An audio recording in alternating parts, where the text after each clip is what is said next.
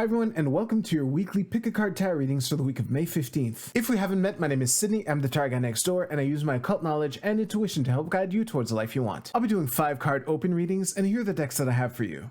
We have the Borderless Rider-Waite-Smith with Yellow Calcite, the Tarot of the Divine with Amethyst, and the Tarot de Marseille with Green Aventurine. We also have 4 different Oracle cards to choose from 4 different decks. So go ahead and pick which tarot deck and which oracle card resonate with you the most. It's fine if you're drawn to more than one. And of course you can pause this video if you need more time. As always with collective readings, take what resonates with you and leave aside what doesn't. If you want to jump straight to your reading, you'll find timestamps right below. And with that, let's go right to the readings. Alright, Group 1, let's see what we have for you for the week ahead. Let's throw down all 5 cards. Interesting.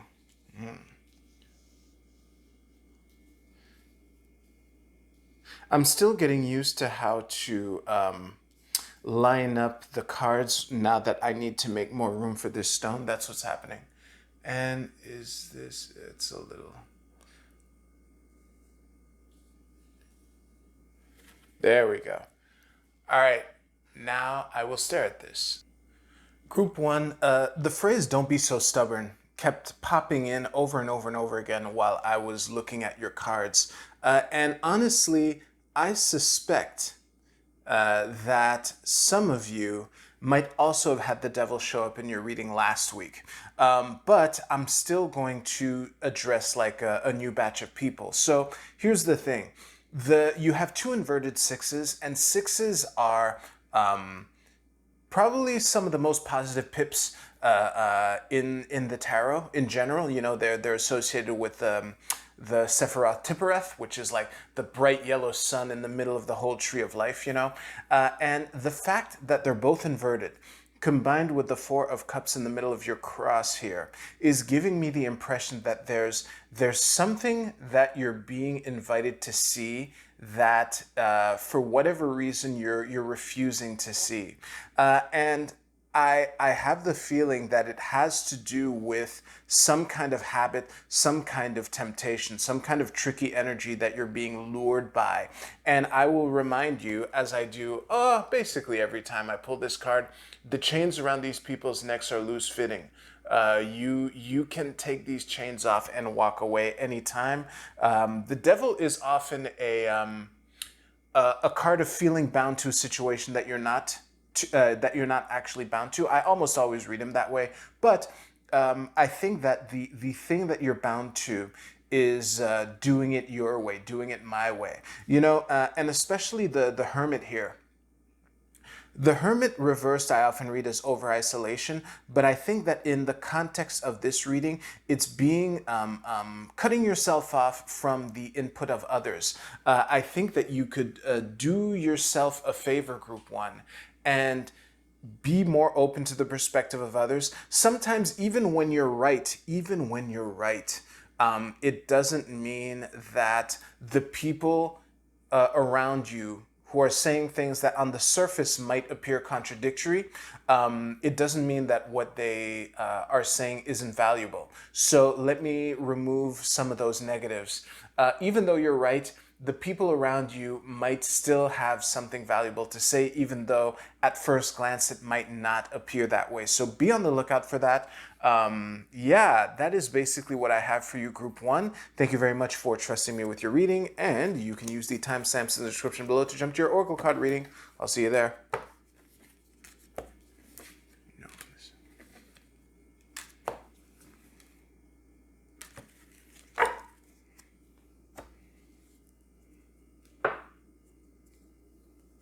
All right, Group 2, let's see what we have for you for this week.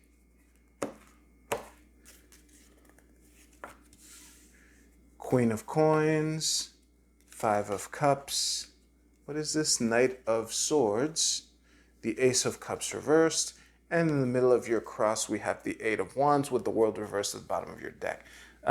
If this should look right for you like this. How is it? It's a little crooked.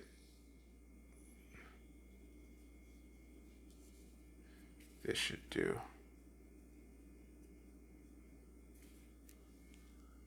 Great. Group 2, the vibe that I'm getting from this reading is kind of two different ways of looking at a situation that are coming into conflict. So we have the Queen of Coins, the card for which I end up spamming the words patience and focus over and over again. I've yet to really dig deep into this card. Maybe I should add that to my to-do list, but regardless, we also have the Knight of Swords, the quick, fast, dynamic, energy. And when these two these two things are typically not very, they're kind of opposites at first glance, you know? And I can see the Eight of Wands in the middle of your cross here, being kind of a sign to lean more on the side of swiftness and dynamism as opposed to slow and steady. And this is also reinforced by the Ace of Cups here, which is it's a nod or an invitation to kind of be willing to forestall certain things in order to prioritize on other things now. Now, there's something that I want to say about the Five of Cups. I really find it interesting that in this version of the card, they also nodded to the fact that there are two cups still standing right here, and that all you have to do is turn around and look at these two cards instead of focusing on the ones that have been spilt over. That's really nice, but I just want to, the way that that maps into this situation, and I don't know if you're the Queen of Coins or the Knight of Swords. I'm really reading this as two different people. Reinforced by the World card in the, at the bottom of the deck, which in this version has two people dancing together here. But anyway, whether you're the Queen of Coins or the Knight of Swords, try to remember, try not to let whatever conflict or friction that this week brings up get the better of you. And remember that try to focus on how you both want the same thing ultimately, even though, again, the Eight of Wands upright in the middle of your cross is giving me a slight nod towards the Knight of Swords. I don't think that the message of the Queen of Coins is negated because, you know, literally, well, okay, every card is upright except for these two here, which means the fact that both of these cards are upright are giving me the impression that both of these people's ways of perceiving the situation is valid. So I don't want, like, if you're the Queen of Coins or if you know the Queen of Coins, I don't want you to take that as a, you know, condemning this point of view for this week, you know? Now, I'm going to do something that I haven't done in a while. While I was staring at these cards,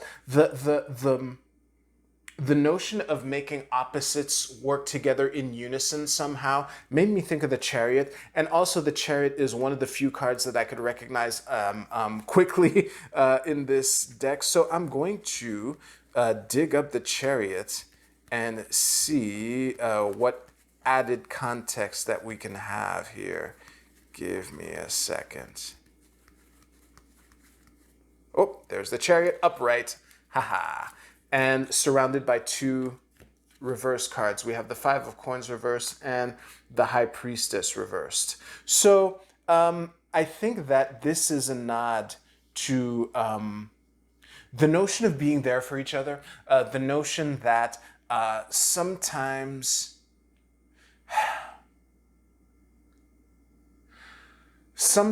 when we have to make things that are typically opposites work together, it can make us, it can distract us from that deep inner knowing that we know is true.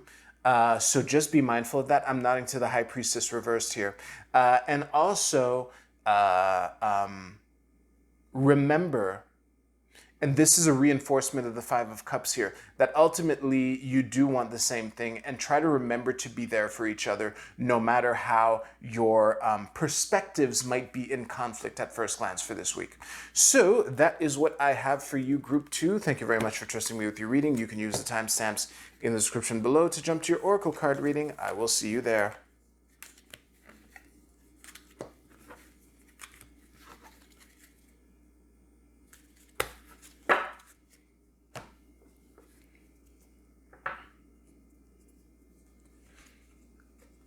All right, group 3, let's see what we have for you.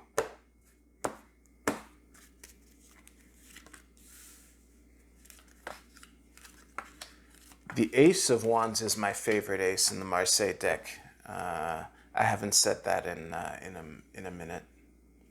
Is this good for you? Yeah, that... Oh, wait, it's a little low.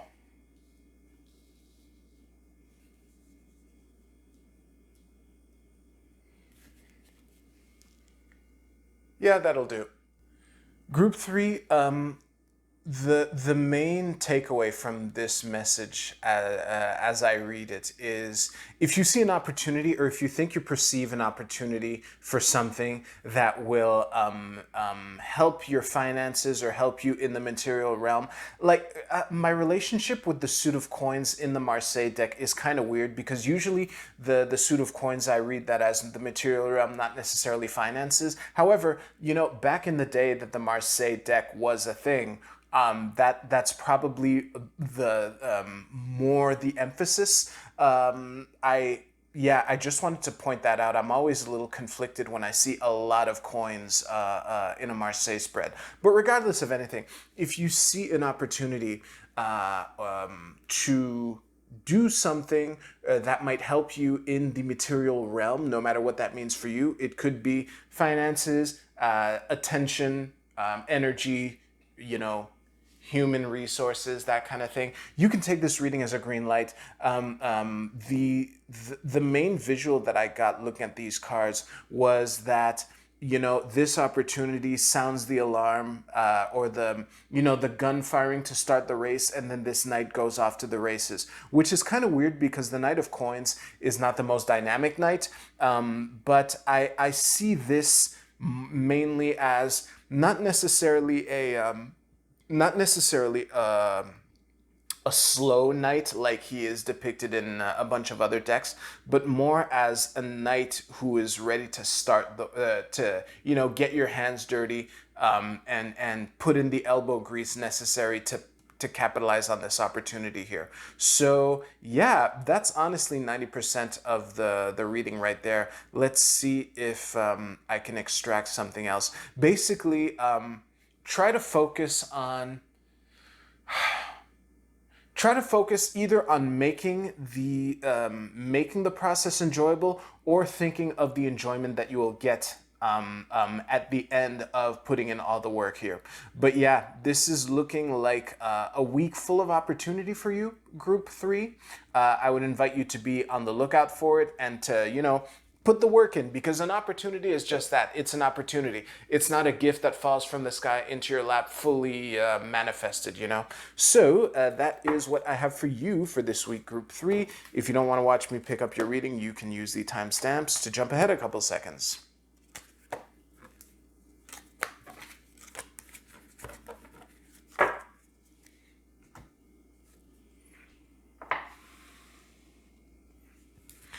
All right, let's see if I can get this lined up correctly. Good. All right, Group A, your card is, the moon goddess Hecate, or Hecate. I don't know. I just said Hecate or Hecate. Give me a second here. I'm going to stare at this. Group A, you're being invited to,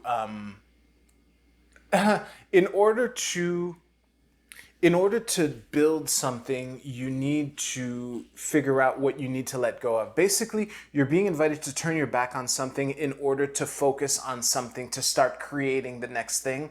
I don't want to belabor that point too much because if I did, it would make this message feel like a bigger deal than I think it actually is, considering the tarot readings that I just gave. However, there is definitely something that you're being invited to turn away from in order to turn towards something else. This is a reading basically of the sign of Capricorn combined with the black moon here in the corner. Yeah, so that is what I have for you. Group B, do we finally have a new moon in Taurus? No, we don't. We have a, hold your vision, fixed moon. This is one of these cards that's kind of self-explanatory. Basically, you're being invited to not get distracted. I'm thinking of a horse with those blinders on, so that they can kind of get this tunnel vision on what they want. So you know, determine what you want for this week. Hold that vision, and don't let anything distract you from it. That's pretty straightforward. Group C, your card is Clean It Up. This is very interesting. We have the little elk thing here sweeping the skies. Give me a second. The meaning of this card that's jumping out to me is really a message of decluttering, whether it's decluttering your physical space, decluttering your digital space, decluttering your mental space. But there is something, basically, you're being invited to pick up the metaphorical Lego bits that might be laying all over the place, so that you don't, step on it with your bare feet and get a lot of pain. That, a little bit of cleaning up here now can spare you a lot of pain later on. Good, that was a mic drop. Group D, your Egyptian god is Thoth, with wholeness. This is a very interesting message. Give me a second here. So there are two main ways to interpret this message. You're either being invited to make sure that you cross all your T's and dot all your I's. I'm pointing to the fact that the god is kind of writing on paper here, combined with the message of wholeness here. And the other way to interpret it is the more straightforward way, given the fact that this is a tarot reading video, and to make sure that you approach this week with from a place of abundance and not a place of lack, that you are complete and whole as you are. Yeah, those are the two main ways. So hopefully that resonates with you, and hopefully this video resonated with you. If it did, please give this video a like. It really helps me out a lot. And on that note, I hope y'all have a great week. There's a lot of space weather happening this week, but you take care. I'll see you soon.